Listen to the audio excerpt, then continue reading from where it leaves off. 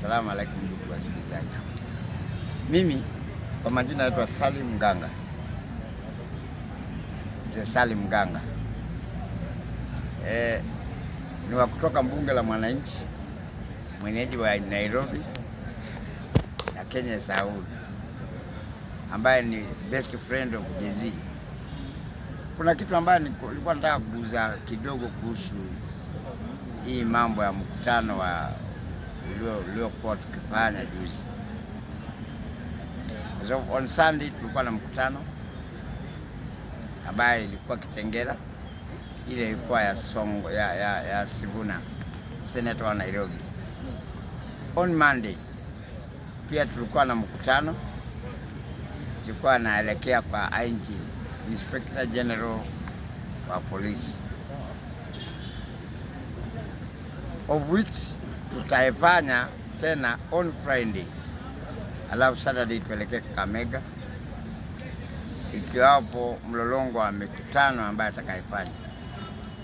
Nimesikia Bwana Murkomen amesema kwamba hakuna kampeni ya mapema, lakini mimi nataka kumwambia Mheshimiwa Murkomen kwamba Kenya si yako. Wewe ni mmoja katika maminister ambaye amewekwa, wale ambaye wenye sifa mbaya, wale ambaye hatuwatambui. Kwa nini nasema hivi? Jambo la kwanza, mkutano wa Kakamega ni lazima tuifanye, kwa sababu mkutano ya Kitengela ilikuwa mzuri, na pia ile ambayo tulikuwa nayo hapa Nairobi on Monday pia ilikuwa mzuri. Chochote ambayo tunayefanya, siaona makosa yote ambayo tumewacha sheria, kwa sababu kabla tujapata katiba mpya tulikuwa na amendment ile ambayo ilifanywa, Amendment Act ambayo ilikuwa imefanywa ya 1989, ile ambayo ilikuwa inaitwa IPPG. Ilikuwa inaruhusu kwamba tupeane uniform police 3 days. Katiba ya 2010 Article 37 inasema kwamba tuna freedom ya gathering, unaweza kukutana anytime anywhere kama mwananchi.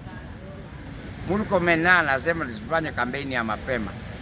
Hizi Kasongo anafanya kwa makanisa na barabarani, akipomoa manyumba za Wakikuyu. Hiyo sasa itahesabiwa aje? Kwa sababu hii ni kitu ambacho anafanya kila wakati. Nia na madhumuni yake si kujengea watu manyumba, bali nia na madhumuni yake ni kumake sure kwamba nyumba za Wakikuyu zimeenda chini, wao hawana business. Na hiyo tumenyamaza na tukamnyamazia, lakini Murkomen hakuona. Sasa anazungumza mambo ya ODM. Watu wa ODM wasikutane, na katiba inawaruhusu wakutane. Tunaruhusu tupatane, tuongee. Makosa iko wapi? Angalia katiba, si story ile ambayo Mheshimiwa Murkomen unasemanga hapo, the law is very clear where.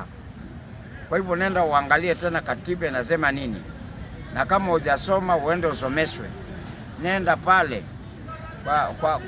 kwa law sat of Kenya, ama uende kituo cha sheria, ama uende kwa uende kwa society yote, kwa civil society yote, wakupatie katiba ili uweze kusoma na uelewe sheria nasema nini. Usikuwe na sheria zako ambazo sifai. Kama tunasema ni campaign, president alianzia the following day after kuapishwa, akaanzia campaign akizunguka kila mahali, kwenda makanisa, kwenda mpaka kwa misikiti. Sasa hii hata sisi tunafanya hivyo. Tit for tat is a fair game. Wakati ile ambaye alikuwa deputy president wa Uhuru Kenyatta alikuwa anasunguka kila mahali, mpaka Uhuru akamwambia wacha kutangatanga, akasema yeye ndio tangatanga. Kwa hivyo hata sisi sasa tunatangatanga, tunaingia kila mahali na kufanya mikutano. Na uwezi zuia mkutano sema kama tufanye hapa, tafanya Kakamega, na kitaka tufanye hata Vihiga na Kakamega, na tuende mpaka Kisumu. Usiulize swali, kwa sababu hiyo ni haki yetu. Miguu ni yako. Tuna haki ya kutembea kila mahali na kukutana. Kenya ni yetu, miguu ni yetu, si ndio tunakutana. Makosa iko wapi? na mambo hilo tunaongea ni yetu, haikuhusu ni nini ambao unakasirikia. Lakini ukianza hii mambo yako ya kusema tear gas, nenda nunue kwa wingi, kwa sababu utaitupa sana. Naamini usiamini, utakutupa utamalizana wewe. Point yangu ile ambayo nilikuwa nataka kufahamisha watu ni kwamba kazi ambayo tuliyofanya ilikuwa poa, na nawaomba tafadhali, on Saturday, on Friday kwanza tukutane hapa Nairobi, twende hapo kwa NG. On Saturday tukutane Kakamega bila wasiwasi, na usiwe na wasiwasi. Wacha kuambiwa na mtu huyu jamaa ambaye anatubayukia hapo kwamba ati hakuna mkutano ya mapema, aelewe kwamba Kenya ni yetu na sisi ndio tunamwajiri. Kule ambaye anaongelesha namna hiyo ni tajiri yake, tunaweza kumfuta kazi anytime. Na licha hivyo 2027 hata huyu rais wake tunamweka nyumbani. Hiyo haina doubt, kaa kijua. Kwa sababu huwezi kuwa kama tunakaa na wewe na unatunyanyasa, hapana. Hivyo tu uelewe hivyo.